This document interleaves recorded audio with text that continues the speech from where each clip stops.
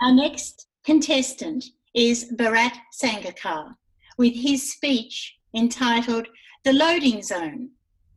With the loading zone, please make welcome Bharat Sangakkar.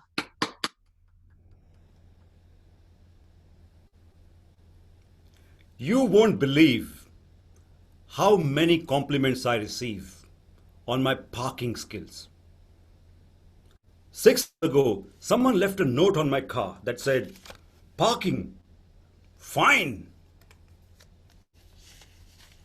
I had parked in the loading zone. Fellow parking experts, don't tell me you haven't done it. Sometimes you weigh your options, you see none.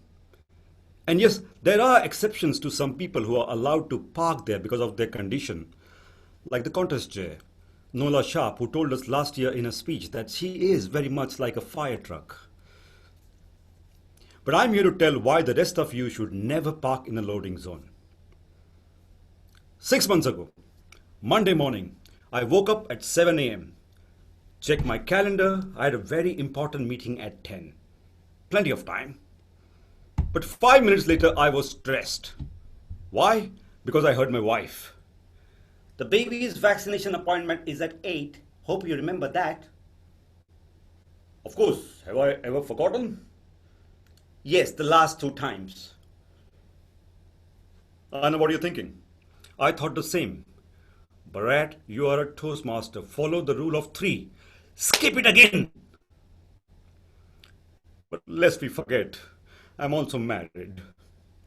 I weighed my options. I saw none. So I rushed to the shower and my bag, rushed to my car, but could not move it. Why? Because a truck had parked right behind it. And no, I'm not talking of Nola Sharp here. She had gone for some maintenance or something. Big moving truck. Wall in front, 2 cars on the side, truck behind, blocking all 3, and I could not get the driver to move it. Why? Because he wasn't in it. Appointment in 10 minutes, baby in arms, I lost my mind. I circled the truck, banged it a few times, circled it again, and then I saw it. The driver had left his number on the dashboard. Why had I not seen that number before? Are you paying attention? I was too busy circling the truck and banging it. Driver. Might. Had to be an Australian guy. This was a truck, not an Uber. I said, "Mate, is that your truck blocking the cars?" He said, "You're blocking me, mate. You're bloody parked in the loading zone." Wait, you're thinking he was right and I was wrong, correct? Wrong. Why? The sign said loading zone 8 a.m. to 4 p.m. Time right now, 7:55. I said, "Mate, it's 7:55, not 8. Are you going to move your truck or not?" He said, "Maybe I will, mate. Maybe not." Should I wait? Could I afford to get late? I weighed my options. I saw none. So I called one of my brothers. I got plenty of them. Uber drivers. To clear this up, I'm not a part-time Uber driver. That is such a stereotype. I drive Uber Eats. And that wasn't happening today too until this truck moved. The Uber arrived. I jumped in with the baby and took off. 5 minutes later, guess who called? The truck driver. "You made me come out and you bloody left."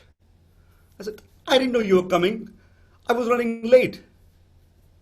He said, "Good on you, mate. Now you're getting a parking ticket because it's past 8. By this time, the baby in my arms had started shivering. Why? Because I was shaking with anger. I reached the clinic late, and now they made me wait. Got my turn half an hour later. I settled down trying to calm my emotion, but the nurse was moving in slow motion. "Oh, you're such a good boy. This will be done in no time. Oh, wait. This is the wrong vaccine. Let me do this again." I snapped. "Can we please do this quick?" She said, "Do you want to do this yourself?" I weighed my options. Needle in, tears out. I calm the little thing. The nurse says, "Bring him back if he's crying too long." I said, "There is no way I..." Wait, that's the nurse. I said, "There is no way I'm coming back, lady." I rushed home. My meeting was now in 30 minutes. I got back in the Uber and realized I'd forgotten something. Not the baby, no. My laptop bag at the clinic. Rushed back to the clinic. It was already 10. Why? Why? Why? The nurse saw me and said, "Look who's back. Crying like a baby. Forgot your bag?" She handed me the bag and said, "Need a coffee?" I said, "Thank you." First sip of coffee and my brain opened. Better send a meeting apology. Check my emails. I didn't have to. The meeting had got cancelled. Second sip of coffee and I realize I can contest the parking ticket given the car was blocked. Third sip of coffee and I realized it wasn't just my car in the loading zone. I was loading up stress.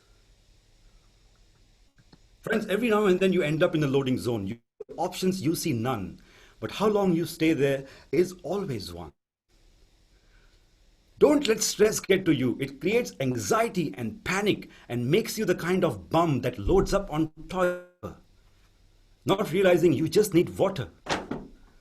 It makes you load up on hand sanitizers, not realizing you just need soap.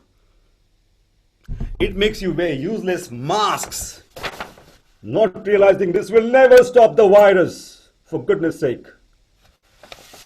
If stress doesn't kill you, if COVID doesn't kill you, stress will. Ladies and gentlemen, I will leave you with this.